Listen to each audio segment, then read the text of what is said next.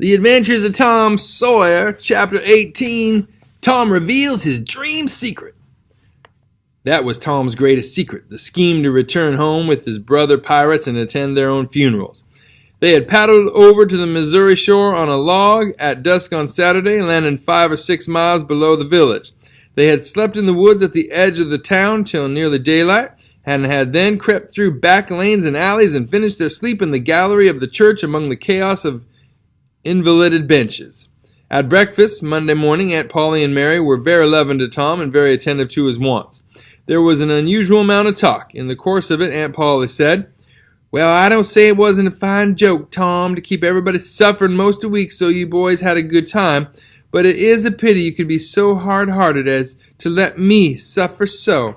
If you could come over on a log to go to your funeral, you could have come over and give me a hint some way that you weren't dead, but only run off."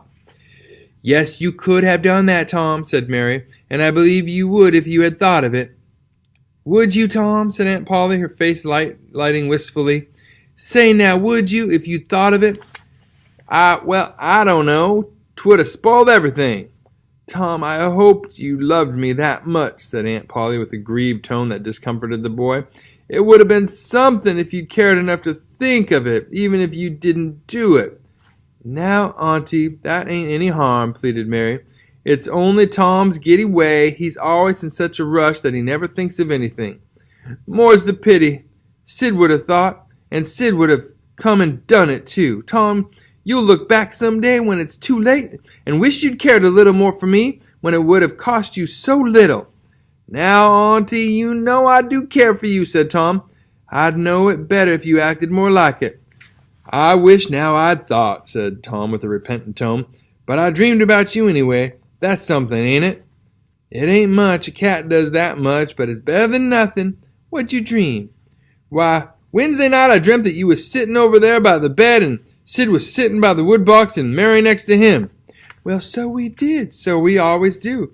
I'm glad your dreams could take even that much trouble about us. And I dreamt that Joe Harper's mother was here." "Why, she was here. Did you dream any more?" "Oh, lots, but it's so dim now." "Well, try to recollect, can't you?" "Somehow it seemed to me that the wind blowed the Try harder, Tom. The wind did blow something. Come."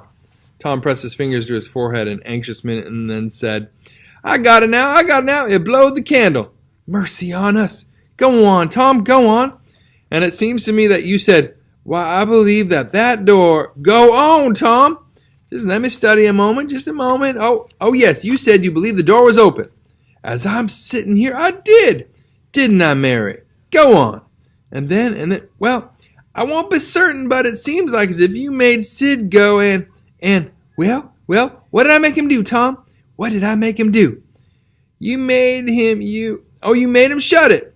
"Well, for the land's sake, I never heard the beat of that in all my days. Don't tell me there ain't anything in dreams any more. Serenade Harper shall know of this before I'm an hour older. I'd like to see her get around this with her rubbish about superstition. Go on, Tom." "Oh, it's all getting just as bright as day now. Next you said I weren't bad, only mischievous and harum-scarum and not any more responsible than I think it was a colt or something." "And so it was. Well, goodness gracious, go on, Tom." "And then you began to cry." So I did. Not the first time neither. And then Miss Harper, she began to cry and said Joe was just the same and she wished she hadn't whipped him for taking cream when she throwed it out on her own self. Tom, the spirit was upon you. You was a prophesying. That's what you was doing. Land alive. Go on, Tom." "Then Sid, he said, I don't think I said anything," said Sid. "Yes, you did, Sid," said Mary. "Shut your heads and let Tom go on. What did he say, Tom?"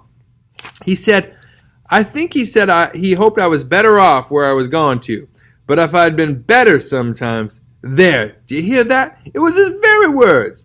And you shut him up sharp. I lay I did. There must have been an angel there. There was an angel there somewheres. And Miss Harper told about Joe scaring her with the firecracker, and you told about Peter and the painkiller, just as true as I live.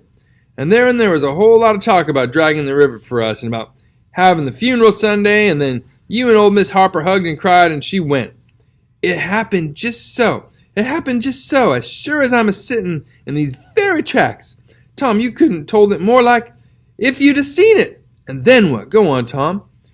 Then I thought you prayed for me, and I could see you and hear every word you said, and you went off to bed, and I was so sorry that I took and wrote on a piece of sycamore bark, 'We ain't dead, we are only off being pirates,' and put it on the table by the candle, and then you looked so good laying there asleep that I thought I went and leaned over and kissed you on the lips."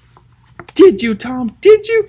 I just forgive you everything for that." And she seized the boy in a crushing embrace that made him feel like the guiltiest of villains.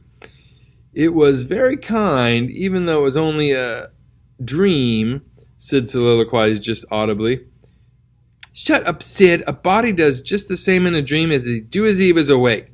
Here's a big milum apple I've been saving for you, Tom, if you was ever found again. Now go along to school. I'm thankful to the good God and Father of us all I've got you back. That's long-suffering and merciful to them that believe on him and keep his word, though goodness knows I'm unworthy of it. But if only the worthy ones got his blessings and had his hand to help them over the rough places, there's few enough would smile here or ever enter into his rest when the long night comes. Go along, Sid, Mary, Tom, take yourselves off. You've hindered me long enough." The children left for school, and the old lady to call on Mrs. Harper and vanquish her realism with Tom's marvelous dream. Sid had better judgment than to utter the thought that was in his mind as he left the house. It was this: pretty thin as long a dream as that without any mistakes in it. What a hero Tom was become now! He did not go skipping and prancing, but moved with dignified swagger, as became a pirate who felt that the public eye was on him. And indeed it was. He tried not to see the looks or hear the remarks as he passed along, but they were food and drink to him. Smaller boys than himself flocked at his heels, as proud to be seen with him and tolerated by him, as if he had been the drummer at the head of a procession or the elephant leading a menagerie into town.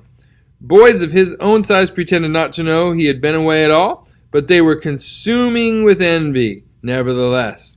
They would have given anything to have that swarthy suntan skin of his and his glittering notoriety, and Tom would not have parted with either for a circus.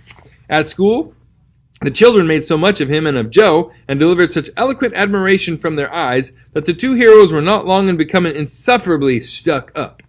They began to tell their adventures to hungry listeners, but they only began. It was not a thing likely to have an end with imaginations like theirs to furnish material. And finally, when they got out their pipes and went serenely puffing around, the very summit of glory was reached. Tom decided that he could be independent of Becky Thatcher now. Glory was sufficient. He would live for glory. Now that he was distinguished, maybe she would be wanting to make up. Well, let her. She should see that he could be as indifferent as some other people. Presently she arrived. Tom pretended not to see her. He moved away and joined a group of boys and girls and began to talk. Soon he observed that she was tripping gaily back and forth with flushed face and dancing eyes, pretending to be busy chasing schoolmates and screaming with laughter when she made a capture. But he noticed that she always made her captures in his vicinity, and that she seemed to cast a conscious eye in his direction at such times too. It gratified all the vicious vanity that was in him. And so instead of winning him, it only set him up the more and made him the more diligent to avoid betraying that he knew she was about. Presently she gave over skylarking and moved irresolutely about, sighing once or twice and glancing furtively and wistfully toward Tom. Then she observed that now Tom was talking more particularly to Amy Lawrence than to anyone else. She felt a sharp pang and grew disturbed and uneasy at once. She tried to go away, but her feet were treacherous and carried her to the group instead. She said to a girl almost at Tom's elbow with sham vivacity, "Why, Mary Austin, you bad girl, why didn't you come to Sunday school?" "I did come. Didn't you see me?" "Why, no, did you? Where did you sit?" "I was in Mrs. Peters' class, where I always go. I saw you." "Did you? Why, it's funny I didn't see you. I wanted to tell you about the picnic." "Oh, that's jolly. Who's going to give it?" "My ma's going to let me have one." "Oh, goody. I hope she'll let me come." "Well, she will. The picnic's for me. She'll let anybody come that I want, and I want you." "That's ever so nice. When's it going to be?" "By and by, maybe about vacation." "Oh, won't it be fun? You're going to have all the boys and girls?" "Yes, everyone that's a friend to me, or wants to be." And she glanced over ever so furtively at Tom. He talked right along to Amy Lawrence and about the terrible storm on the island, and how the lightning tore the great sycamore tree all to flinders while he was standing within 3 feet of it. "Oh, may I come?" said Gracie Miller. "Yes." "And me?" said Sally Rogers. "Yes." "And me too," said Susie Harper and Joe. "Yes," and so on with clapping of joyful hands, till all the group had begged for invitations but Tom and Amy. Then Tom turned coolly away, still talking, and took Amy with him. Becky's lips trembled and the tears came to her eyes. She hid these signs with a forced gaiety and went on chattering, but the life had gone out of the picnic now, and out of everything else. She got away as soon as she could and hid herself, and had what her sex call a good cry. Then she sat moody with wounded pride till the bell rang. She roused up now with a vindictive cast in her eye, and gave her plaited tails a shake and said she knew what she'd do. At recess, Tom continued his flirtation with Amy with jubilant self-satisfaction, and he kept drifting about to find Becky and lacerate her with the performance. At last he spied her, but there was a sudden falling of his mercury. She was sitting cozily on a little bench behind the schoolhouse looking at a picture book with Alfred Temple, and so absorbed were they, that, and their heads so close together over the book, that they did not seem to be conscious of anything in the world besides. Jealousy ran red-hot through Tom's veins. He began to hate himself for throwing away the chance Becky had offered for a reconciliation. He called himself a fool, and all the hard names he could think of. He wanted to cry with vexation. Amy chatted happily along as they walked, for her heart was singing, but Tom's tongue had lost its function. He did not hear what Amy was saying, and whenever she paused expectantly, he could only stammer an awkward assent, which was as often misplaced as otherwise. He kept drifting to the rear of the schoolhouse again and again to sear his eyeballs with the hateful spectacle there. He could not help it, and it maddened him to see, as he thought he saw, that Becky Thatcher never once suspected that he was even in the land of the living. But she did see, nevertheless, and she knew she was winning her fight too, and was glad to see him suffer as she had suffered. Amy's happy prattle became intolerable. Tom hinted at things he had to attend to, things that must be done, and time was fleeting. But in vain the girl chirped on. Tom thought, "Oh, hang her! I'm never going to rid of her."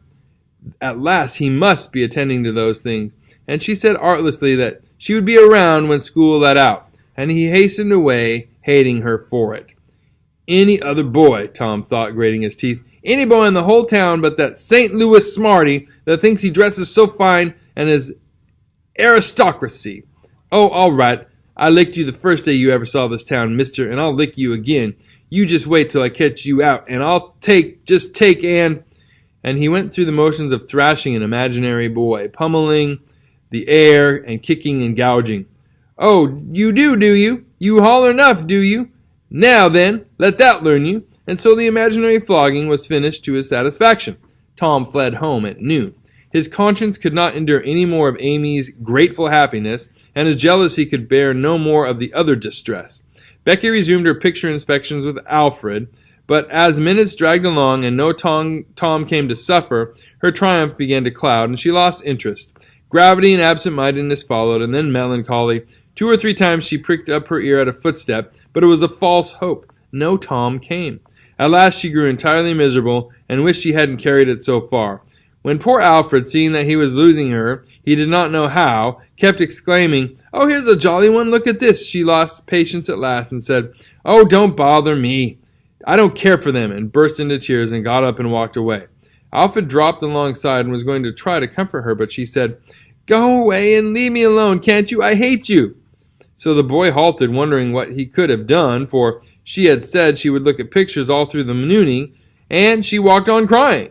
Then Alfred went musing into the deserted schoolhouse. He was humiliated and angry. He easily guessed his way to the truth. The girl had simply made a convenience of him to vent her spite upon Tom Sawyer. He was far from hating Tom the less when this thought occurred to him. He wished there was some way to get that boy into trouble without much risk to himself. Tom's spelling book fell under his eye. Here was his opportunity. He gratefully opened to the lesson for the afternoon and poured ink upon the page. Becky, glancing in at the window behind him at the moment, saw the act and moved on without discovering herself. She started homeward now, intending to find Tom and tell him. Tom would be thankful and their troubles would be healed. Before she was halfway home, however, she had changed her mind. The thought of Tom's treatment of her when she was talking about her picnic came scorching back and filled her with shame. She resolved to let him get whipped on the damaged spelling book's account and to hate him forever in the bargain.